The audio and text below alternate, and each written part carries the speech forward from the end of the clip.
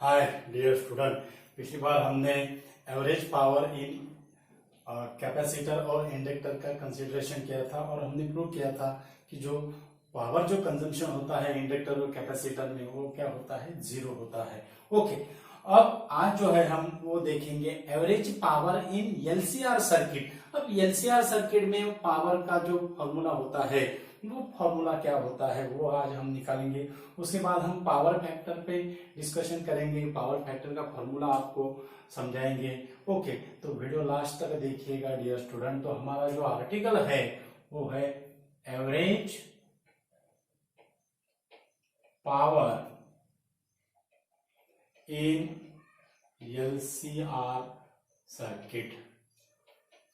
Average power in LCR circuit. Okay, तो ये होगा इंडक्टर, उसके बाद ये होगा कैपेसिटर, उसके बाद ये होगा रेजिस्टर और इसके अक्रॉस अल्टरनेटिव ईएमएफ जिसकी जो वैल्यू जो है वो है E0 sine omega T. Okay, ये होगा इंडक्टर, कैपेसिटर और रेजिस्टर। ओके, अब हमें पता है जो करंट जो रहता है रेजिस्टर में उसका जो फेज रिलेशनशिप रहेगी इट इज इन फेज रहेगा, लेकिन इंडक्टर और कैपेसिटर में क्या रहेगा, लीडिंग और लैगिंग रहेगा। तो उसको हम कैसे लिखते हैं, that is I equal to I0 sine omega t, I equal to I0 sine omega t plus minus 5। I equal to I0 sine omega t plus minus 5। This plus sign और minus sign for inductor and capacitor, क्योंकि हमें पता है जो capacitor में current lead होता है और इंडक्टर में करंट जो होता है वो क्या होता है, लैगिंग होता है। ओके, तो ये होगा हमारा instantaneous value of current for LCR circuit और ये हो गई instantaneous value of EMF in LCR circuit. So instantaneous power क्या होगा, instantaneous power product of E into I, product of E into I. So यहां पे हमें क्या मिलेगा, E0 sine omega T into I जो है, आई का वैल्यू कितना आएंगी, I0 sine omega t plus minus 5, I0 sine omega t plus minus 5। अब यहाँ पे हमें फॉर्मूला यूज करना है sine of A plus B. Sine of A plus B यानी क्या होता है, ओमेगा टी को हम कंसीडर करेंगे और फाई को क्या कंसीडर करेंगे, बी कंसीडर करेंगे। ओके, तो sine of A plus B क्या होगा, sine of A plus B होता है sine A into cos B plus cos A into sine B. Okay, तो यहां पे हमें क्या मिलेगा, यहां पे हमें क्या मिलेगा, that is E0 I0 sine omega T हम उधर लेते हैं, यहां पे हमें क्या मिलेगा, sign omega T into cos 5 sign omega T into cos 5 plus minus cos omega T into sine 5 plus minus cos omega T into sine 5 और यहां पे हो जाएगा साइन ओमेगा टी। यहां पे क्या होगा, साइन ओमेगा टी। अब साइन ओमेगा टी से इसको हमें क्या करना है, मल्टीप्लाइड करना है, तो हमें क्या मिलेगा, E0 I0 ब्रैकेट में यहां आएगा sine square omega T cos 5, sine square omega T cos 5 plus minus cos omega T into sine omega T sine 5 plus minus cos omega T sine omega T into sine 5। Okay, अब ये होगा हमारा instantaneous power. हम average power निकालते रहते हैं, तो average power P average, तो उसका क्या फॉर्मूला होता है, that is work done in work done in one cycle upon total time in one cycle. Work done in one cycle upon total time in one cycle. Okay, तो इसका हमने detail explanation भी किया है, formula कैसा आया है। तो यहाँ पे फॉर्मूला हम ये ऐसा फॉर्मूला लिखते 1/t 0 to t p dt। बहुत बारी फॉर्मूला गया हुआ है 1/t 0 to t p dt। अब ये होगा p की वैल्यू। ओके, ये कितनी क्या होगी p की वैल्यू। तो p की वैल्यू ये यहाँ पे हम सब्स्टिट्यूट करते हैं, E0 I0 इंटीग्रेशन के बाहर लेते हैं तो हमें क्या मिलेगा, E0 I0 और ये t यहां आएगा। एक एक ब्रैकेट को dt से मल्टीप्लाई करते हैं तो हमें क्या मिलेगा, यहाँ पे आएगा integration of 0 to t sign square omega t dt और ये यहाँ पे हो जाएगा cos फाई। यहाँ पे क्या हो जाएगा cos फाई। उसके बाद plus minus sine phi into integration of 0 to t cos omega t into sine omega t और ये होगा dt। ओके, अब 0 to t sign omega t dt और 0 to t cos omega t sign omega t dt, इसका हमने consideration किया है। Okay, तो इसकी जो वैल्यू होती है साइन ओमेगा टी dt की वैल्यू जो होती है दैट इज t/2 होगी इसकी वैल्यू, और इसकी जो वैल्यू जो होगी इसकी वैल्यू होगी 0। इसकी वैल्यू कितनी होगी 0। तो हमें क्या मिलेगा, average power that is equal to यहां पे आ जाएगा E0 I0 bye T, E0 I0 bye T. उसके बाद साइन, यहाँ पे साइन स्क्वायर आएगा, sorry sine square omega T, कितना आएगा साइन स्क्वायर, ये साइन स्क्वायर है, sign square omega T dt।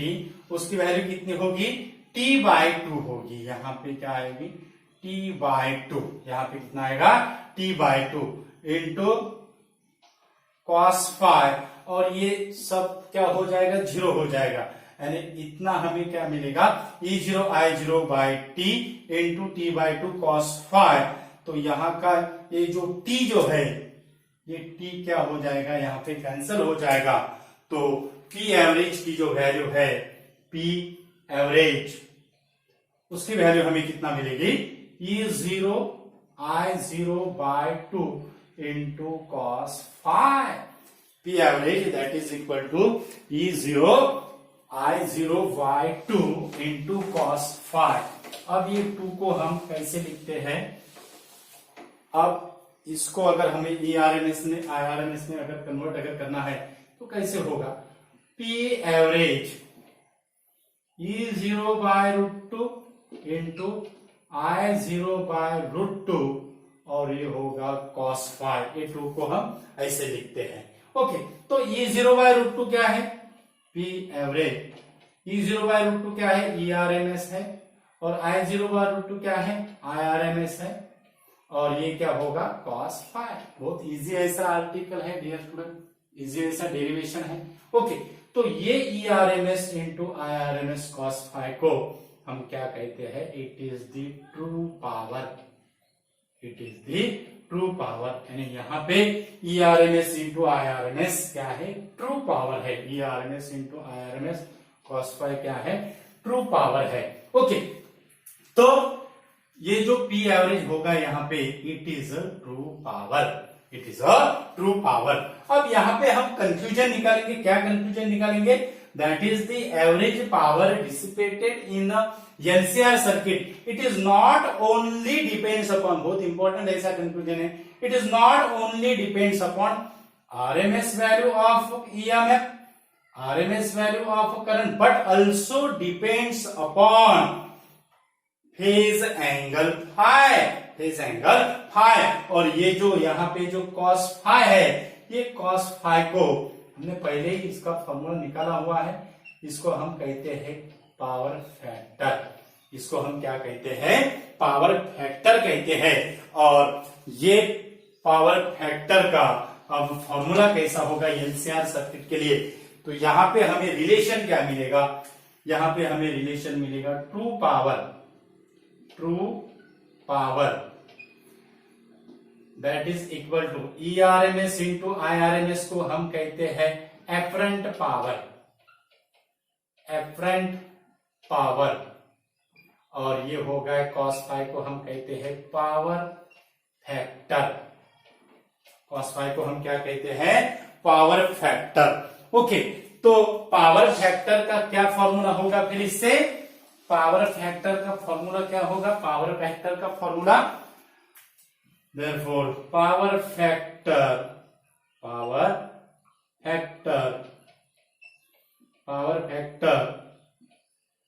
कितना होगा, ट्रू पावर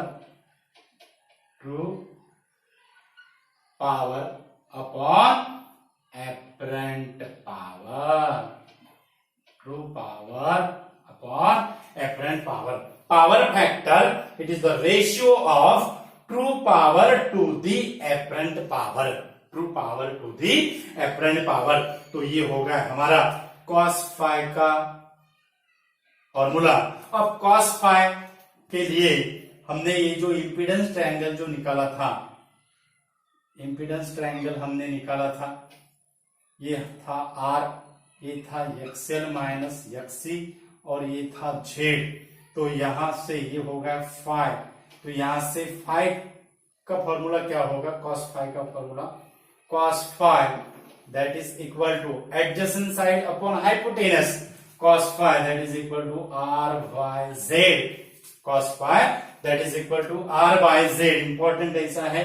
उसके बाद cos phi R upon Z की कितनी वैल्यू रहती है, under root of R square plus XL minus XC का square, cos phi that is equal to R upon under root of R square plus XL minus XC का square.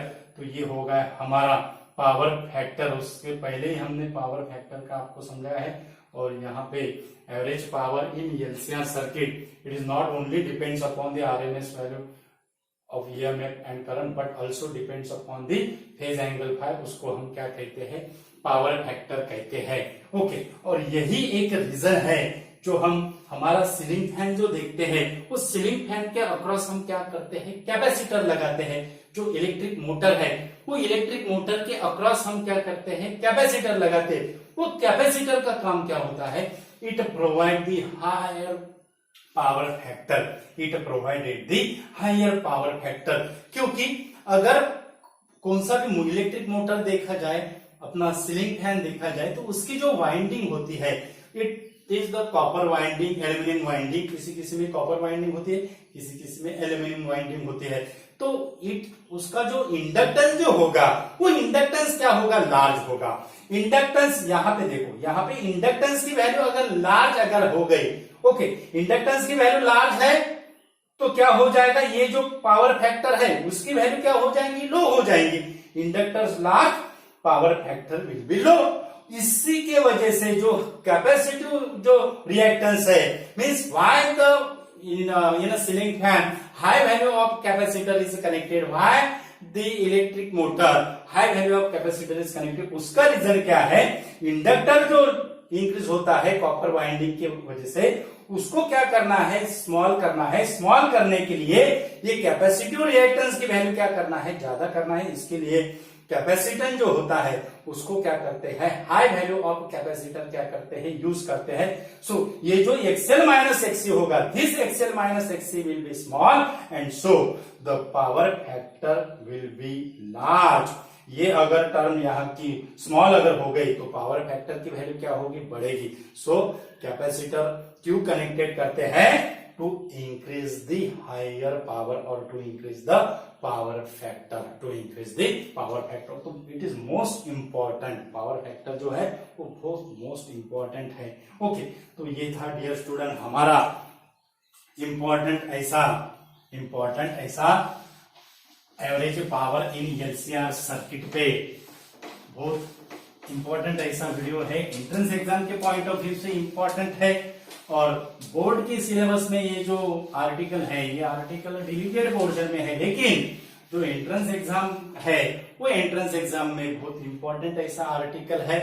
Power, average power in LCR circuit कितना होता है, क्या होता है, उसका theoretical basis objective question आ सकते हैं। ओके, तो ये इंपॉर्टेंट ऐसा वीडियो है, ज्यादा से ज्यादा स्टूडेंट को शेयर कीजिए। और हमारे चैनल पे अगर यूजर है तो हमारा चैनल सब्सक्राइब कीजिए। नोट्स के लिए आप हमारा टेलीग्राम अकाउंट भी ज्वाइन कर सकते हो। हम हमारे टेलीग्राम अकाउंट की जो लिंक है वो वीडियो के डिस्क्रिप्शन में देते हैं। और यहाँ पे आपको ट्रू इंफॉर्मेशन मिलती है। यहाँ पे कोई कॉपी पेस्ट काम नहीं होता है, यहाँ पे पूरा रियल काम होता है। हम 1 बाय 1 आपके सामने ऐसा प्रूफ निकालते हैं। हम ऐसे ब्लैक बोर्ड पर लिख कर रखते हैं, बाद में उसका एक्सप्लेनेशन नहीं देते, हम 1 बाय 1 टर्म आपको एक्सप्लेन करके देते हैं। Thank you so much.